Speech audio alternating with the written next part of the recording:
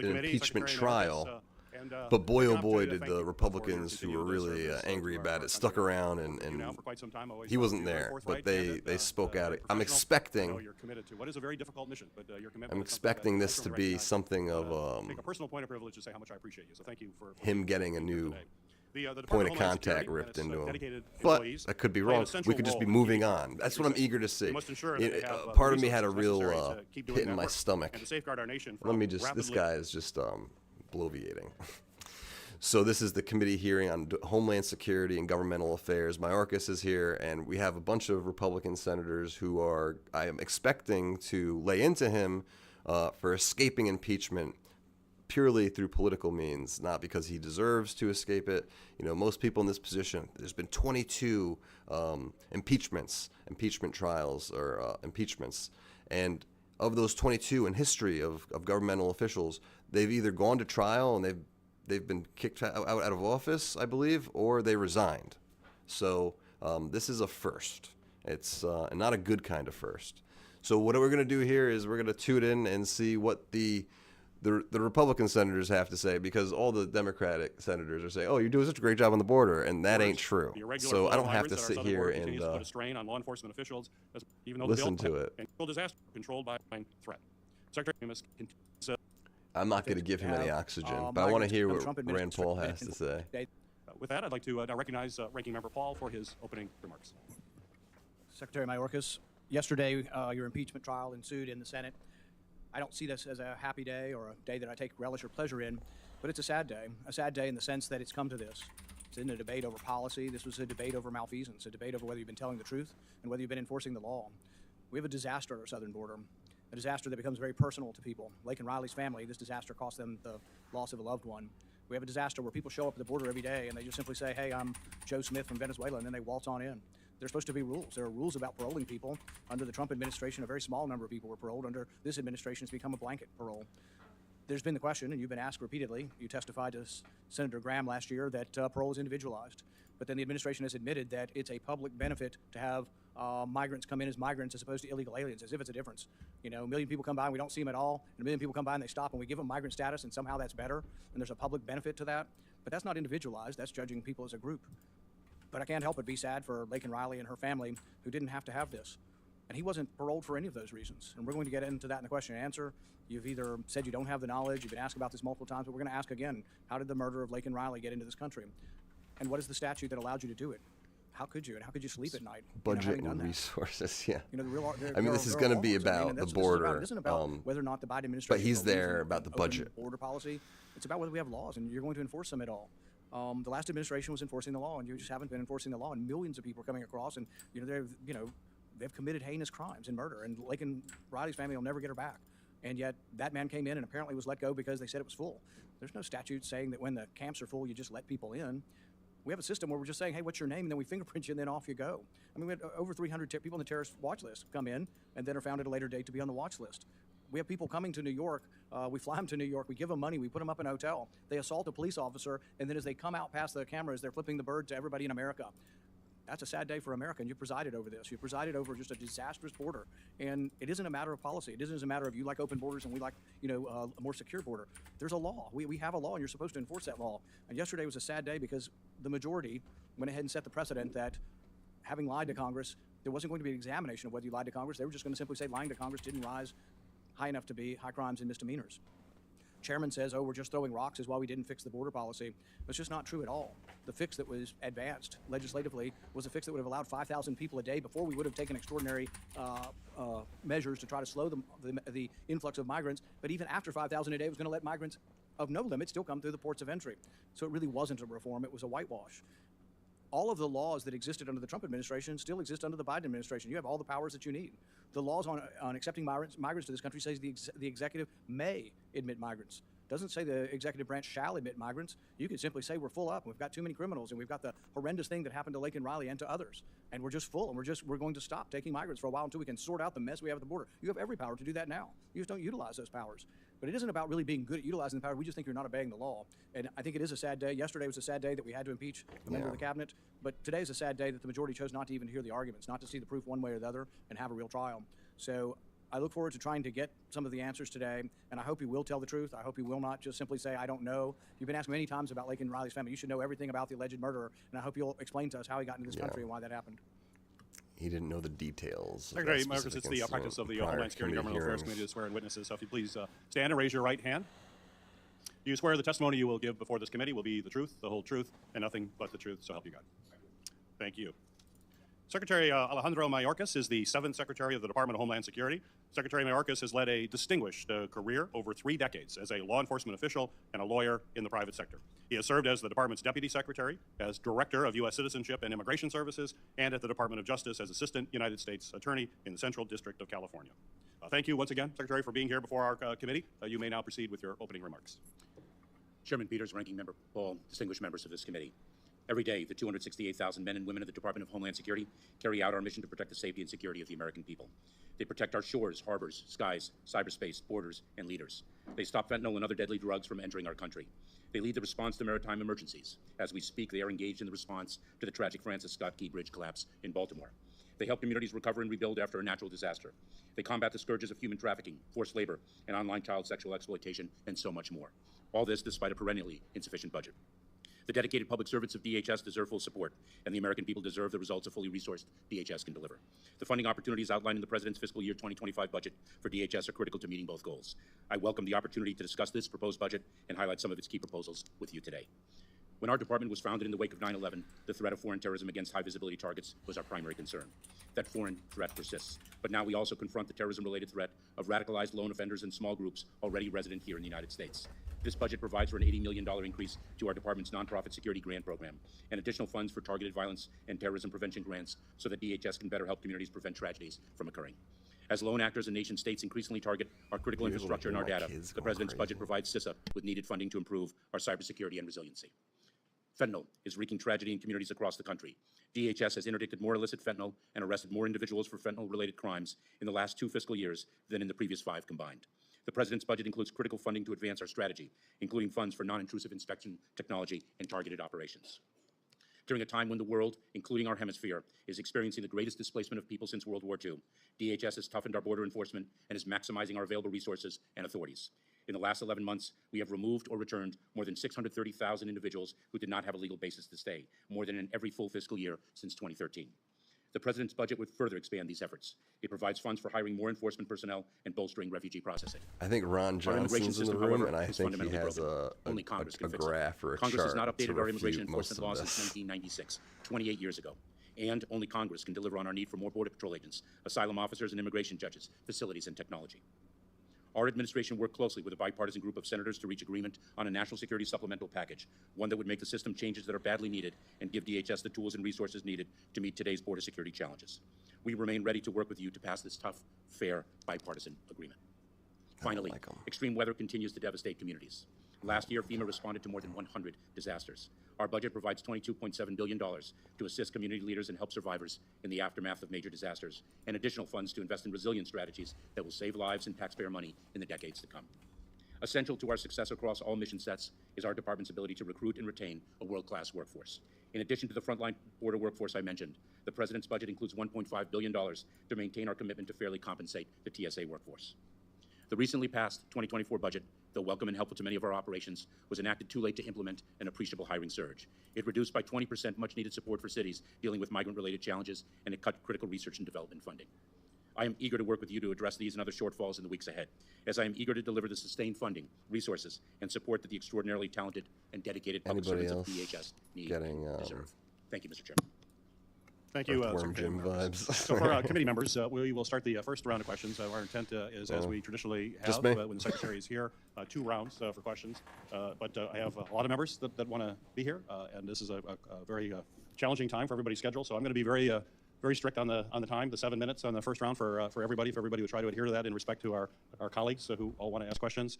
We will then take a break before the second round to give the Secretary some time, and to roughly 10 minutes. We're going to try around 90 minutes, so whatever comes first, and we'll play it by ear. But my intent is to do that, and then it's just 5 minutes.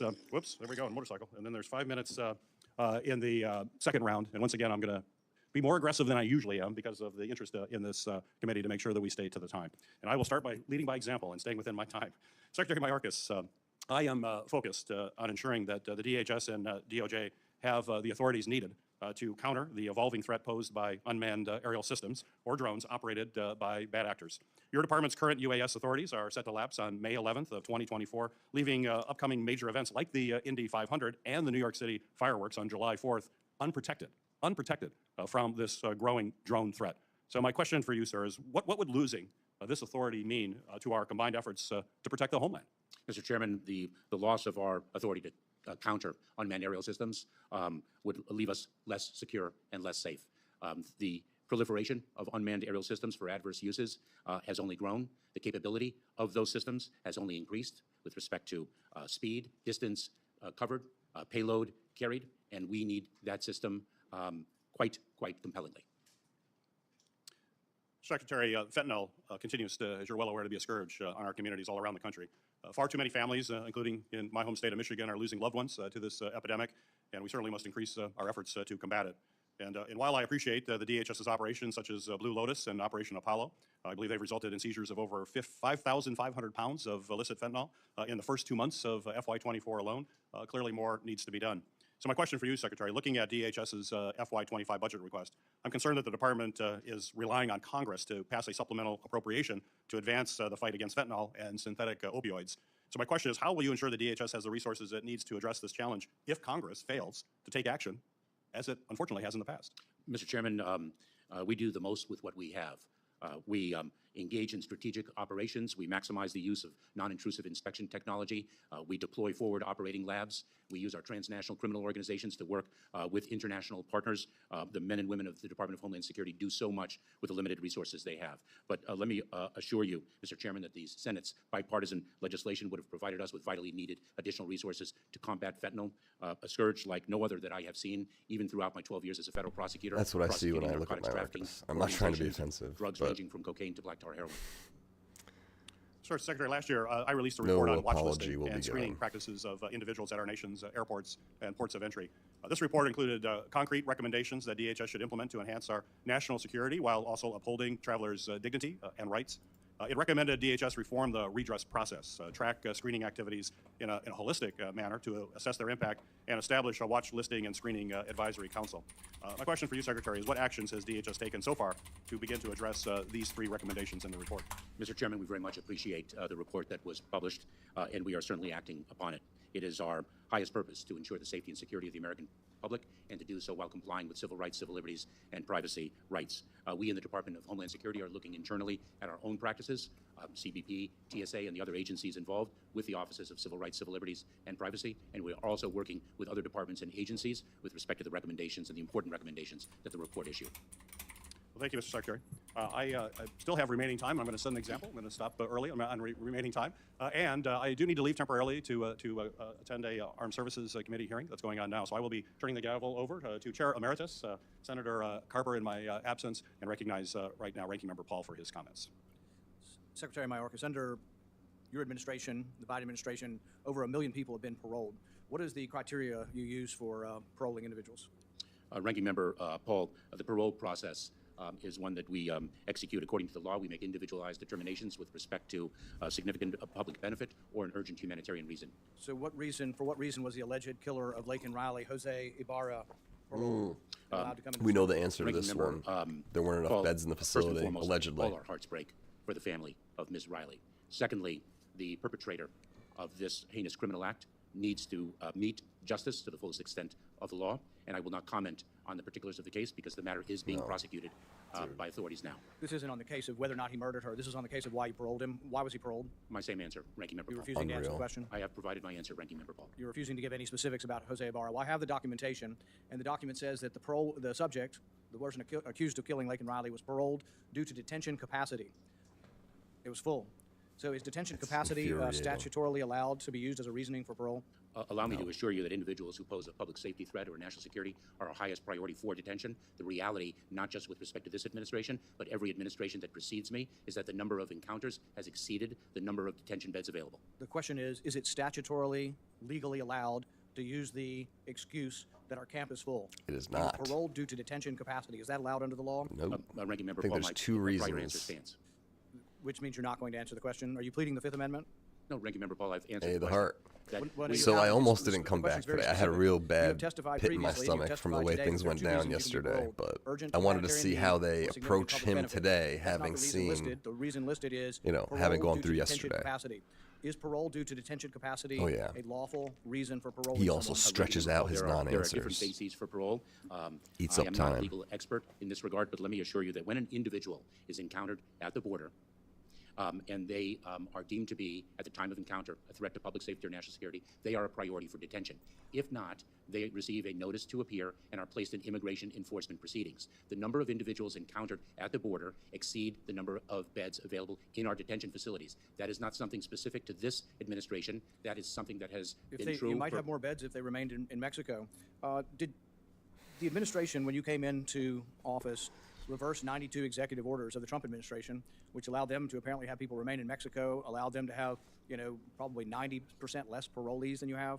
And so when you come to us and you say, oh gosh, if we only had more legislation, we could do it, why don't you bring back the executive orders of Donald Trump that seem to be working? You immediately got rid of them for political purposes. The border's a disaster. Why don't you bring back the 92 executive orders that you reversed? I respectfully, Ranking Member Paul, disagree with the premise of your question.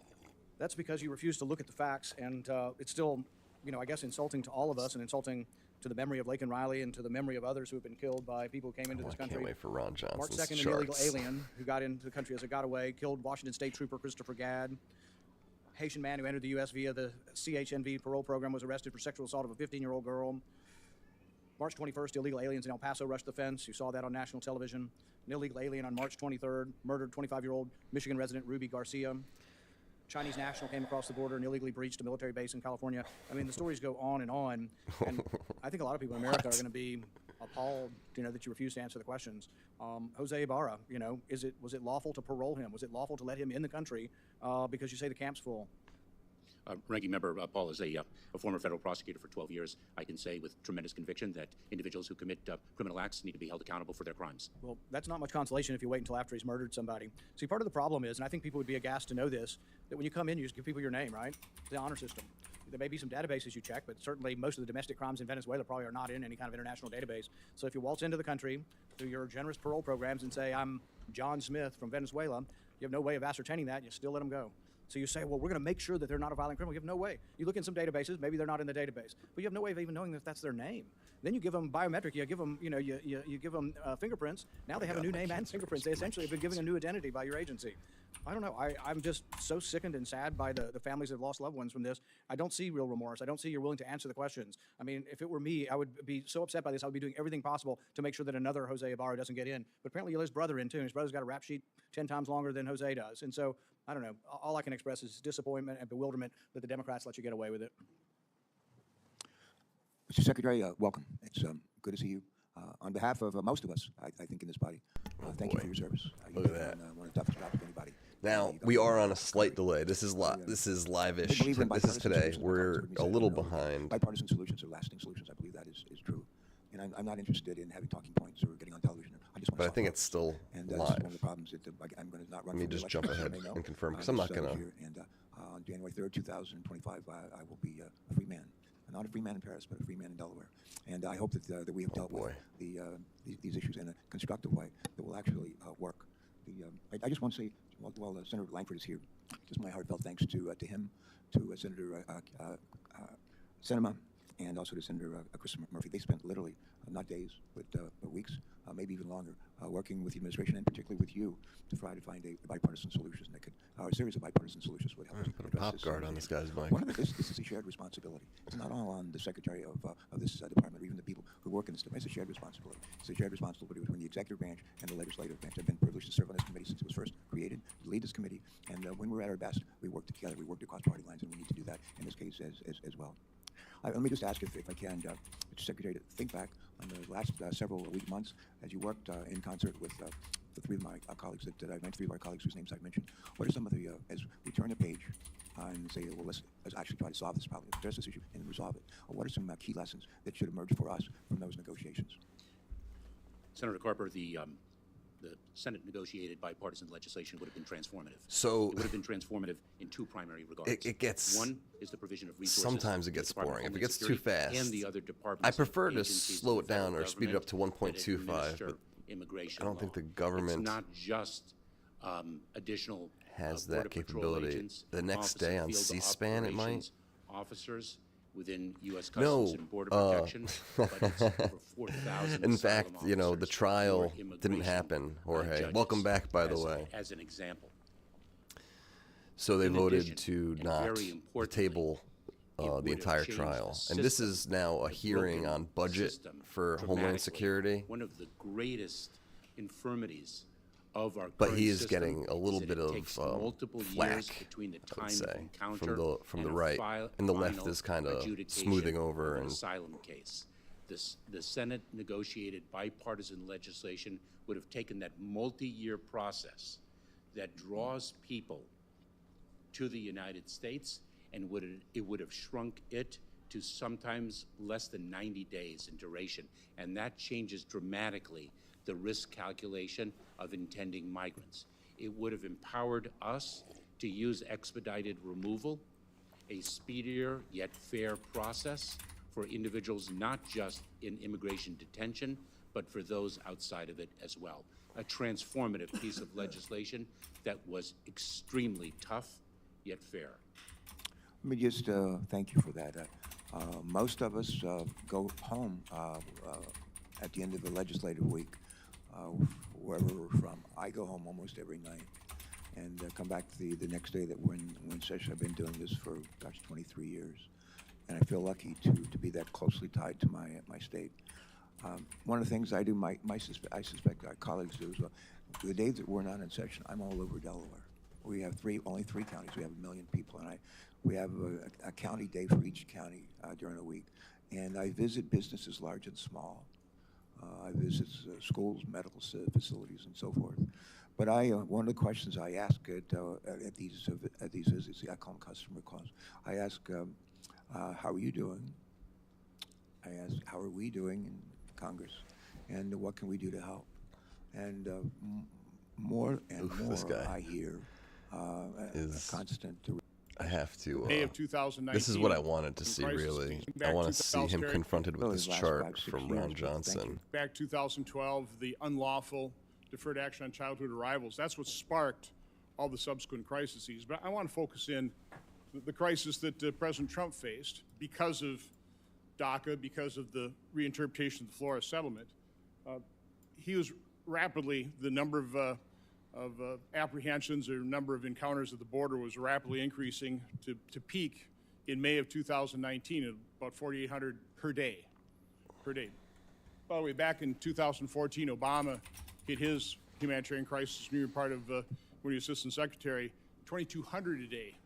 And President Obama called that a humanitarian crisis. But President Trump took And action. so He used the existing authority, although weakened by the Flores the colors here, the Flores settlement reinterpretation. if I'm not He used mistaken, that red is authority and he minor, secured the border. By April blue is 2020, families, we're orange down is to a little single over adults, 500 and purple is Title individuals 42, encountered which is at the an border per emergency day. health 500, from almost 5,000. authority. When you entered office, you reversed all those successful policies. And the candlesticks and the You miners opened are up the all border, You bigger. created this catastrophe, and it is a catastrophe. Every You know, candlestick's 6 bigger under million people, Mayorkas. more than 6 million people. The 31 states have a population less than the number of people you've let in, flooding these sanctuary cities. So I've got a very simple question. Why did you do it? Senator, Why did you reverse those policies? Why did That's you a open up the good border? Why did question. you create this catastrophe? Senator, I respectfully disagree with the premise of your question. We did not open up the border. I hate that answer. Senator, we enforce the law. We are facing. Do you deny you reversed the Trump policies that had secured the border? No, Senator. You deny that? No, Senator. That is not what I said. We enforce the law. We are dealing. You reversed the Trump policies that had secured the border. Senator, if we can look at your chart, I cannot see the bar graphs. Forgive me. The chair is blocking them. But the former president's Remain in Mexico policy was implemented in January of 2019, and 2019 saw an almost 100% increase in the number of encounters over boss move. 2018. Mr. And Senator, then if it went down to 500, and then with COVID, he started expelling people under Title 42, which, by the way, you canceled, and you didn't have to do that. Let me ask you another question. Senator Paul was talking about Lake and Riley. I mean, I on the floor of the Senate, read a list of a dozen people in the last 4 months publicized murders, rapes, a 2-year-old caught in the crossfire, crimes committed by people in this country illegally. That had it not been for your reversing of the Trump policies, for your open border policy, those crimes would have been committed. I've got another simple question. Do you ever, when you go to bed at night, do you have any regrets? Do you have any remorse? It's an Eli Crane style your question. Complicity Going for the jugular. Senator, in these Emotional. crimes? I mean, your open border policy has aided and abetted the murder of Americans, the rape of Americans. There are people have lost their loved ones because of this catastrophe, this open border policy. Do you have any remorse? Do you have any regrets? Senator, 2 points. One, very importantly, all of our hearts break for the victims of these heinous crimes and their loved ones. Secondly, the criminals who committed those crimes are responsible for their criminal conduct. They wouldn't have been and into this country had you not allowed them in through your open border. Do you ever call up the families of the crime victims? Do you ever talk to? Do you ever talk My to guess is no. Lincoln Riley's family? Senator, as I stated previously, all of our hearts break for the loved ones of those who have been lost. And he's at the saying it hands of criminal nice and conduct. slowly. So Good. he eats up as much time So your as he heart can. is broken. Do you have regrets? Do you admit your culpability here?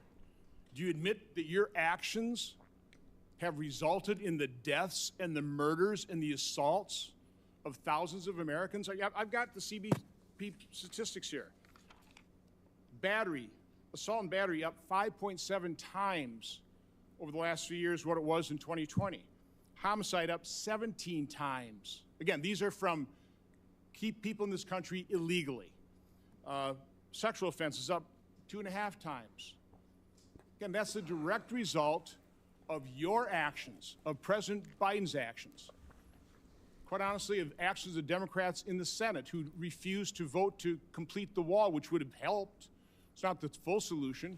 The full solution is actually having a president and a Secretary of Homeland Security that wants a secure border. Our problem is we have a president, a Secretary of Homeland Security, Democrats in Congress, who want an open border, that caused this problem, and they won't Does admit it. Biden really even know what's They going won't admit on? it. That's fine. President Trump had the authority, the used that exact DNC same running the presidential show. authority to open up the border.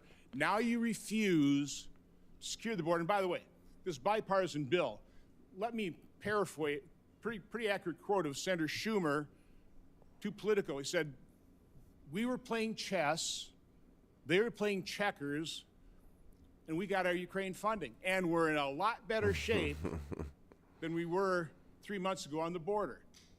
You weren't negotiating to secure the border. You were negotiating for political cover for yourself, for President Biden, or for the Democrats in the Senate and Congress. That's what you were doing. You were not serious. If you were serious about securing the border, you could have done it.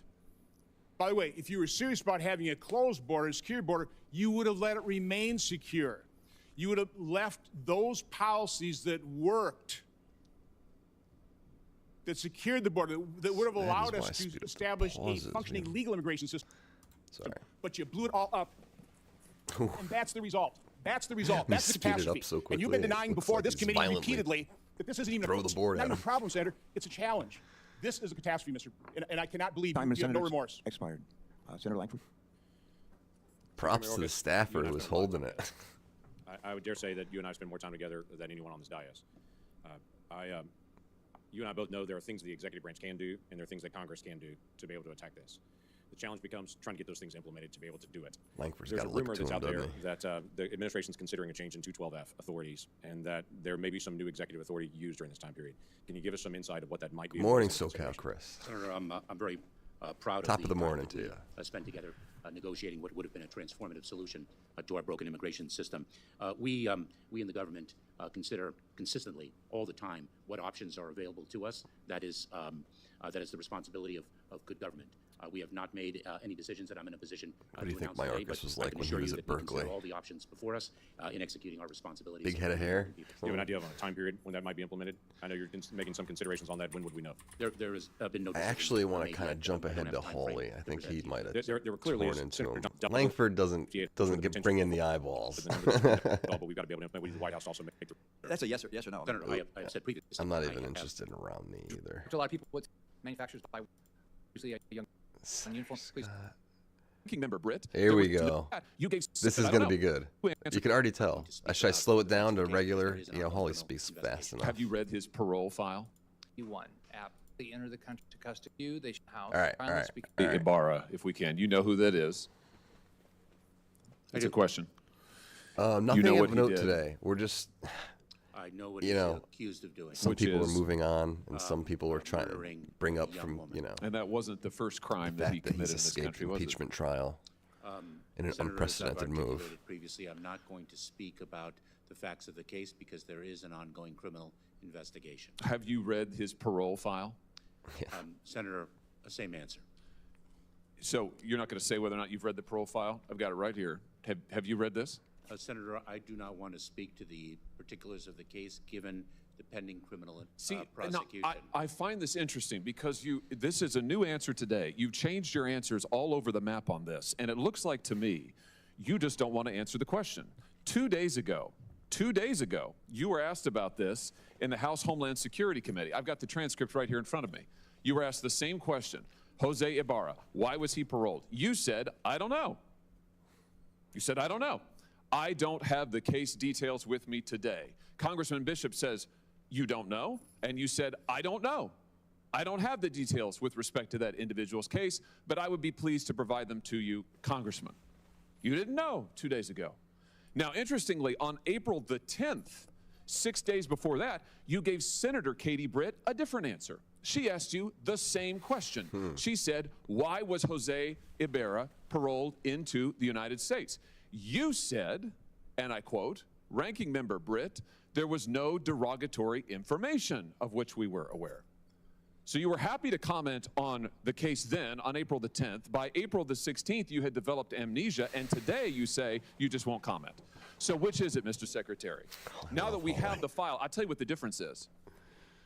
Congressman Bishop didn't have the parole file, and Senator Britt didn't have the parole file.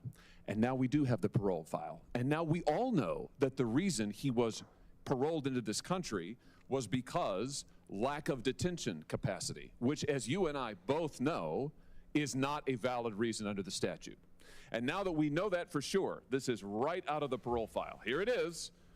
Subject was paroled due to detention capacity at the Central Processing Center in El Paso, Texas. Now suddenly you don't want to talk about it. This is extraordinary. It's also a pattern with you.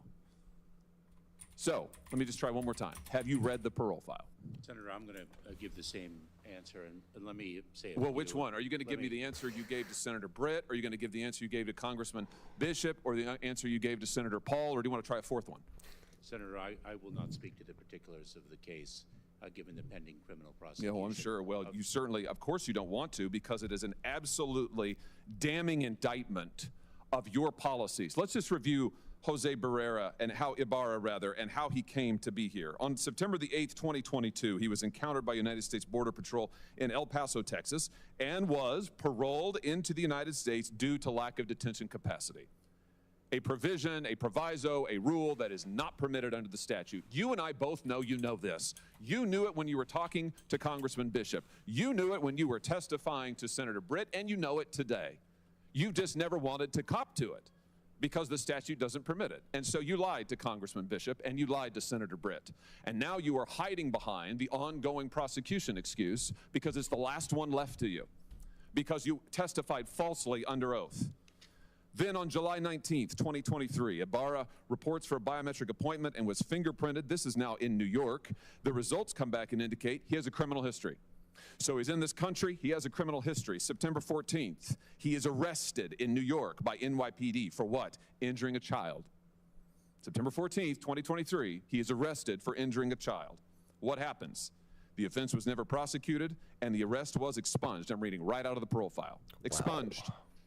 Nothing is done to this guy. He had a criminal record to start with. That's He's wild. in the country on illegal grounds. You have falsely and illegally allowed him in. He commits a crime against a child. He's not prosecuted. It's expunged. In November, get this. In November, Ibarra files an application for employment authorization.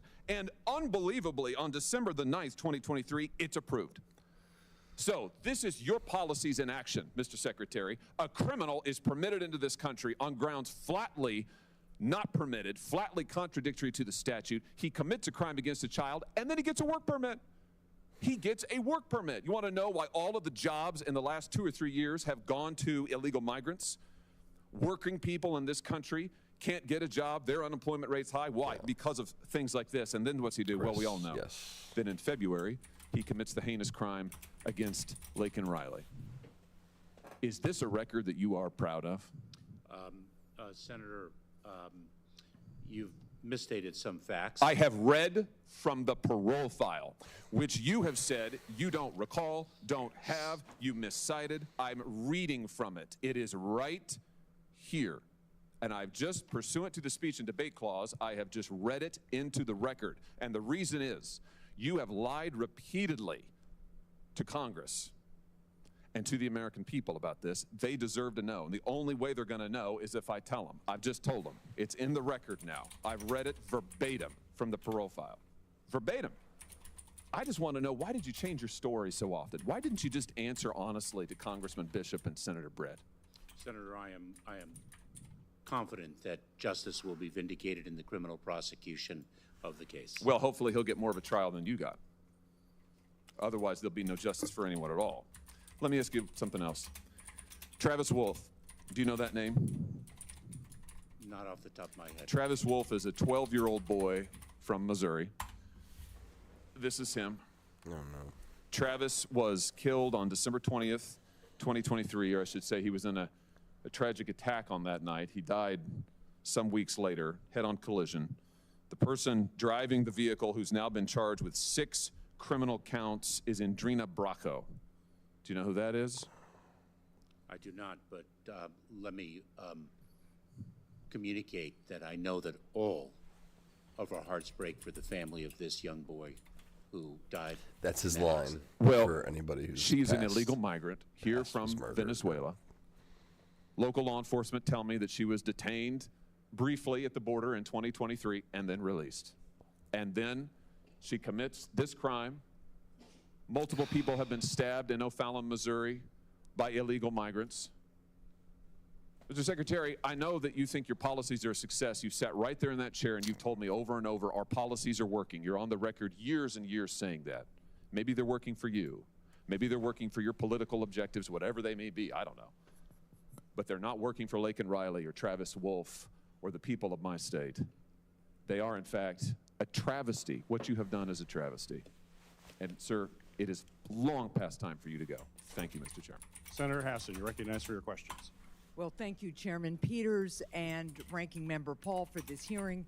Thank you, Mr. Secretary, for coming before the committee today. And let me just note that the tragedies and terrible crimes that Senator Hawley just talked about might be ones we could prevent in the future if Senator Hawley and his colleagues on the other side of the aisle had voted for a bipartisan measure that would have significantly increased our detention capacity, our personnel, would have changed policies for standards of who could seek So I just want to see asylum. But as the we're chair still noted live. at the beginning of this hearing, there are people, it appears, who are Yes, okay. This is a live hearing for anybody who's just tuning in, and we are jumping around. I don't want to sit around and give this guy, And they tell me that the I don't want requires you to maintain operational. prop up his personality, you know, which is what the left is essentially doing. I want to has hear. done extraordinary work over and above its normal mission requirements, whether it's uniting And we will for speed him up. Ukraine, or Operation Allies Welcome. This is the Homeland workforce, Security, which is and characteristic of somehow- all the men and women in the Department of Homeland Security. Thank you. Thank you. My time is up. I have one more. I just want to say a question I'm going to submit for the record about anti-Semitism and violent extremism. We'll submit that for the record. Thank you for your testimony today. Thank you. Senator Marshall, you're recognized for your questions. Thank you, Mr. Chairman. Yesterday, we saw Senate Democrats set fire to the Constitution when they refused to allow your impeachment trial. Yep. You, sir, as the bidder of Joe Biden's policies, have set fire to the sovereignty of this nation, to the safety and security of this nation in a total disregard to the law of the land. The Secure Fence Act of 2006 requires you to maintain operational control of the border. And they define operational control as preventing the entry of terrorists, unlawful aliens, and narcotics. You know, it doesn't surprise me now when I go back and talk to law enforcement officers in my home state, and they tell me that the crime crisis is so bad, the amount of human trafficking, fentanyl trafficking, and the crime related to those is so bad, they tell me that we cannot arrest ourselves out of this. I could triple their officers, and it wouldn't be enough to cover the cases. Mr. Secretary, how many people died from fentanyl in this country in the last 3 years, the last year? Senator, I would be pleased to provide you with that data. What would be your guess? Senator, I don't want to guess. But So you don't know. 250,000 Americans have died from fentanyl poisoning, and that's on your shoulders. How many people have you paroled in the last 3 years? Any idea? Senator, I would be pleased as I You're in charge of this. You have no idea. Is it 1 million? Is it 2 million? Is it 2 or 3? Senator, I would be pleased to provide. How many of those have committed a crime? How many people that have you paroled have committed a crime? Senator, if you would be, if you're pleased to. Mr. Secretary, do you recall a visit in January to Eagle Pass? You were in Eagle Pass in January. Do you recall that I visit? recall the precise month, but I made over 20 visits to the border, so forgive me for not remembering the. You recall being in a room in Eagle Pass, Texas, with a large number of Border Patrol officers. Did you admit the release rate was 85% at that time? Oh, as I've testified before, I don't remember the particular exchange to which you refer. What percent would you say, or what range would you say are released? I don't want to guess, but as I've said before, Senator, I would be pleased to provide you with whatever data. How can you come to this thanks, hearing man. and not know these things? These are things that I know, and this is 1/100th of my job. When there's committee as hearings, well. I So try to listen, you said at that string, meeting, I got multiple witnesses, that so we were releasing 85% of the when the folks at Senator the of the border. House is in There's no way session, possible that you could gotta vet that figure out number my of people at schedule a a little time. better. 85% of the people coming in illegally, breaking our laws, no vetting process, essentially giving them a phone, free health care, and a plane ticket or bus ride to somewhere. You say you're protecting the nation's sovereignty, but you've really facilitated an invasion. Sir, this is an invasion. 11 million illegal encounters under your watch. Next question. Why are you mass importing tens of thousands of Venezuelans into our country via parole, knowing they can't be deported because Venezuela isn't accepting removal flights? We are not doing that, Senator. You're not paroling tens of thousands of Venezuelans into this country. Senator, your question was broader than that. The way you framed your question, we are not doing that which you asked.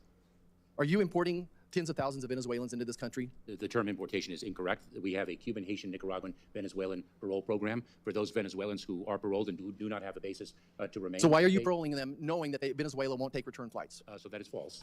We have, in fact, negotiated in the past removal flights to Venezuela. Those are suspended right now. No, We it's also remove 1.5. Venezuelans to Mexico, That's for really example. So an individual who does So why do you say it's not correct We're on a when it's been slight suspended? delay.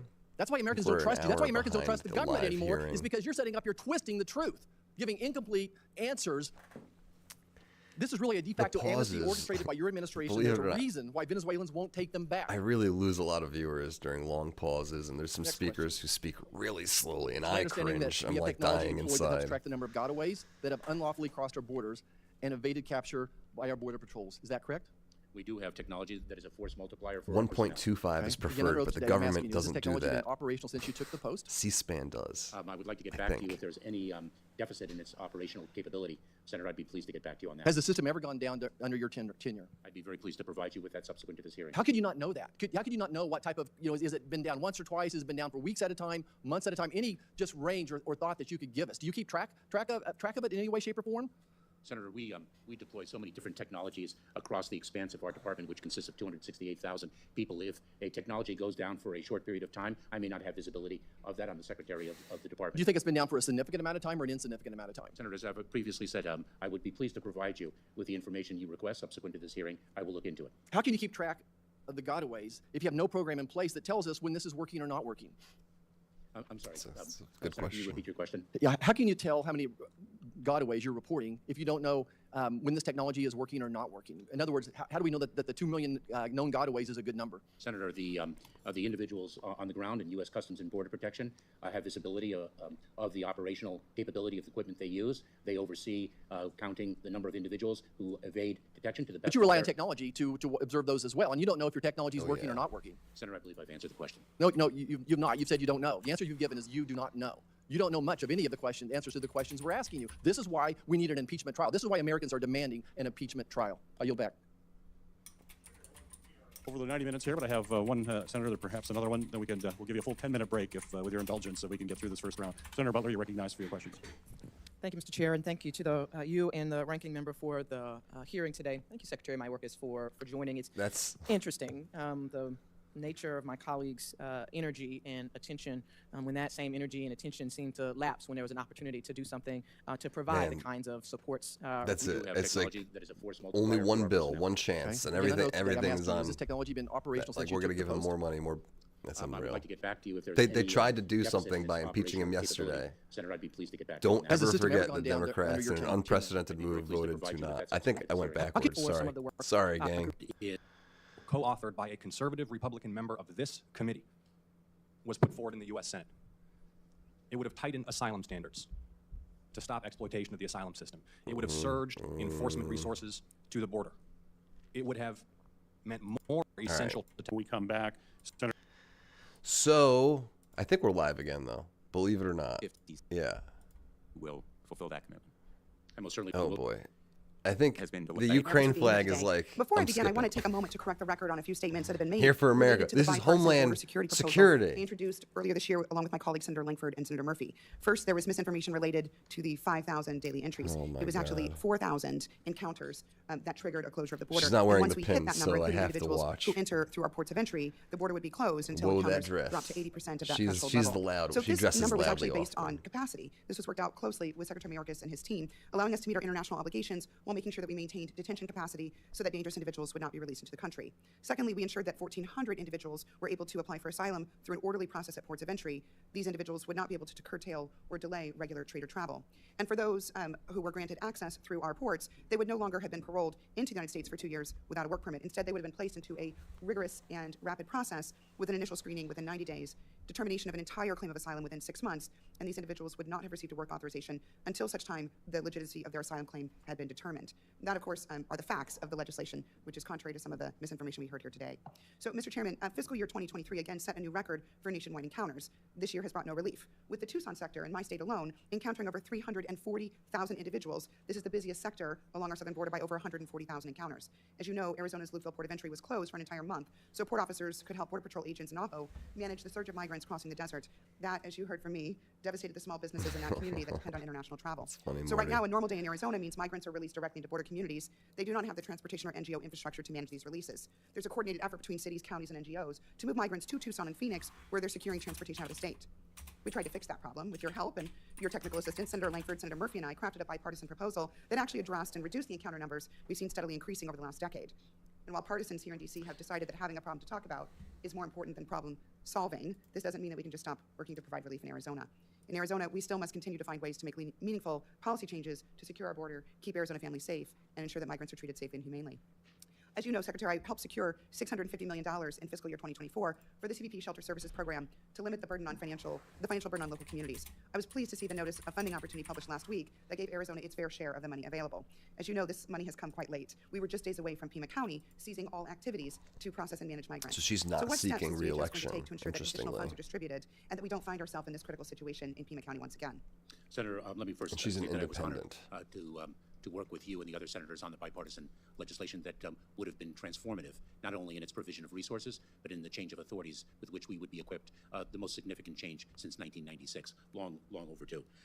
We announced with the first distribution last week, we also announced a competitive process for the second tranche of funds under the Shelter and Services Program. We are going to receive applications for it from existing recipients, as well as those that who are first-time applicants, and we are very focused on getting the dollars out the door as quickly as possible, as fairly as possible. Thank you. During your last hearing in this committee, we spoke about the importance of the margin of error for INA numbers. And so first I want to say thank you for following through on that commitment. FEMA recently announced it would allow up to a 5% margin of error. I don't know how in INA anybody numbers, could which be is critical thanking for this NGOs who are man. providing services. I was also pleased to see that the most recent fiscal year award removed the cap on motel and hotel booking, which we have discussed frequently. In order to make sure that NGOs in Arizona are effective with these grant dollars, FEMA will need to make sure that communication with our communities is clear and concise. So how does FEMA plan to ensure that information is consistent and accommodating, given the inherent uncertainties of responding to the continuing crisis at Arizona's border? Senator, the model that we have developed is to have an identified point of contact for each jurisdiction to ensure that the jurisdiction is receiving in timely fashion the information it needs. If there is any concern with respect to the consistency, accuracy, or timeliness of information, that is something that I would like to know about because we owe it to the local communities to receive the data so that they can manage operationally their responsibilities. Following the end of Title 42, the administration introduced a series of policies that were designed to incentivize migrants to arrive at ports of entry and to deter arrivals between ports of entry. Of course, we haven't seen the arrivals contract between ports of entry. Unfortunately, it's been the opposite, where we've seen increasing, growing numbers of migrants arriving between ports of entry. So why do you think that the measures implemented to date have not been effective? And what powers do you need to reassert control of the southwest border, particularly between the ports of entry? Yeah. Senator, we have seen at times significant drops in the numbers. We work very closely with our partner to the south, with Mexico. The enforcement effort must not be exclusively at our border. It must occur prior to reaching our border. The best solution that I have seen in my many years in the Department of Homeland Security is the bipartisan legislation that you negotiated with Senators Murphy and Lankford. That is a solution that we continue to believe Congress needs to pass. It is transformative in the many, many different ways that we have touched upon just briefly this morning. Thank you. Thank you, Mr. Chair. Thank you. And Senator Sinema, thank you for the tremendous work that you did on the bipartisan package. You are a true problem solver about rolling up your brings sleeves. us And, almost as I said at the to beginning of the hearing, the unfortunately, live. we're more willing to throw rocks. We're unwilling to actually find concrete solutions. See So seeing no what's- other member here wishing to be recognized for questions, Secretary Mayorkas, thank you for appearing before this committee, and also want to take the opportunity to thank the dedicated men and women. That's at the Department of show, Homeland folks. Security for the work they do every day. The record for this hearing will remain open for 15 days until May 3rd at 5 o'clock for the submission of statements and questions. For the record, this hearing is adjourned. Okay, well, we got a little bit of what I was hoping for, which is he got a little bit ripped. You know, yesterday he skated scot-free. We didn't even see him. He wasn't even in the chambers. It was a trial. There was no trial. They tabled the trial. There was an effort. If you were there with us yesterday, then you would have seen, sorry, let me try to make this a little bigger here. You would have seen a bunch of Republicans stand up, and they tried to adjourn the meeting until a later date, so at least the trial didn't get swept under the rug, basically. Now there's not going to be a trial, period. It's over, right? But they were trying to adjourn until, let's say, May or even further out, November, right? Those didn't happen. They tried to enter a closed session. They tried to enter executive session. Those votes didn't go down well. They lost those votes. And eventually, the vote came up, and they tabled the entire trial. Today, we saw a few Senator Hawley. Hawley's really, he's my spirit animal. That's my spirit senator. He ripped the best. He ripped the best, and that's what I was interested in seeing today. So thank you for joining today. Again, if you haven't already, subscribe. I really appreciate everybody who has. It's been a tremendous growth, and I'm so grateful for it. Thank you so much. Remember, knowledge is power. Subscribe.